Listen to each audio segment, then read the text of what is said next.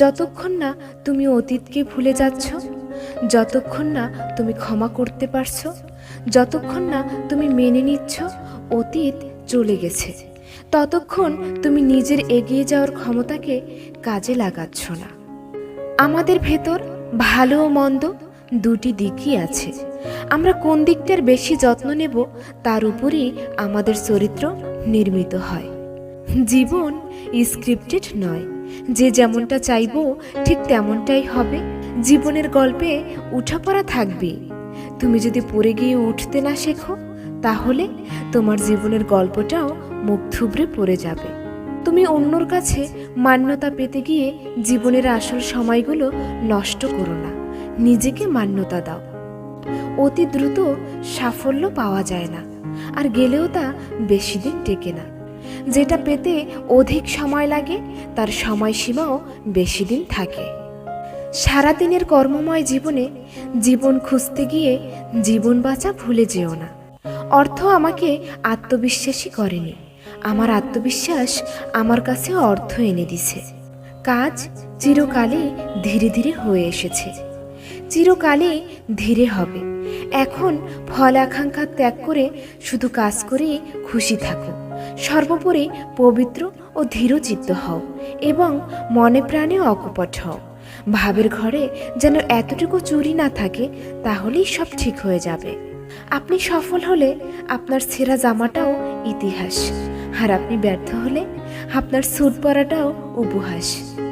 সফলতা কখনো আপনার কাছে নিজে ইচ্ছা থেকে ধরা দিবে না, আপনাকে সফলতা অর্জন করে নিতে হবে।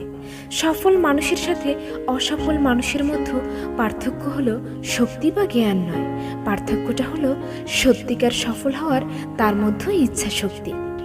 তুমি যা করছো যদি ভালোবাসো এবং সেই কাজের সফলতার জন্য সব কিছু করতে ইচ্ছুক থাকো, তাহলে সেটা তোমার হাতের নাগালে পৌঁছাবে। বেশিরভাগ মানুষগুলো তার লক্ষ্য নিয়ে ঠিকমতো কখনো পরিকল্পনা করে না এবং নিজের উপর পুরোপুরি বিশ্বাস রাখে না। সফল ব্যক্তিরা জানে তারা ঠিক কোথায় পৌঁছাতে চায় এবং তা কিভাবে পৌঁছাতে হবে।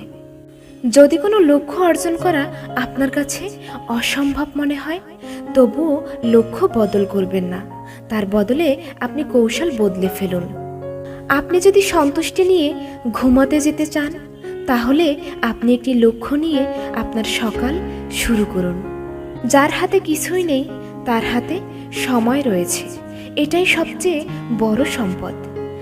অতীত চলে গেছে, তাই এখন অতীত নিয়ে চিন্তা করে কোনো লাভ নেই এবং ভবিষ্যৎ নিয়ে ভেবেও কোনো লাভ নেই, কারণ তা তো এখনো আসেনি। চিন্তা করুন আপনার বর্তমান সময় নিয়ে, সেটাই আপনার ভবিষ্যতের জন্য ভালো। সময়ের মূল্য দাও, প্রতিটি মুহূর্তকে উপভোগ করো, আলস্য করো না। যে কাজগুলো আজকে করতে পারো তা কালকের জন্য কখনো ফেলে রেখো না। যে ব্যক্তি সময়কে ঠিকমতো ব্যবহার করতে পারে না, সেই ব্যক্তিরাই আসলে সময় নিয়ে অভিযোগ করে। জীবন হতে পারে খুব চমৎকার যদি তুমি একে ভয় না পাও। এজন্য তোমার প্রয়োজন সাহস, কল্পনা, শক্তি ও টাকা। জীবনের শেষ নিঃশ্বাস পর্যন্ত চেষ্টা করা উচিত। হয় তোমার লক্ষ্য অর্জিত হবে, না হয় তোমার অভিজ্ঞতা হবে।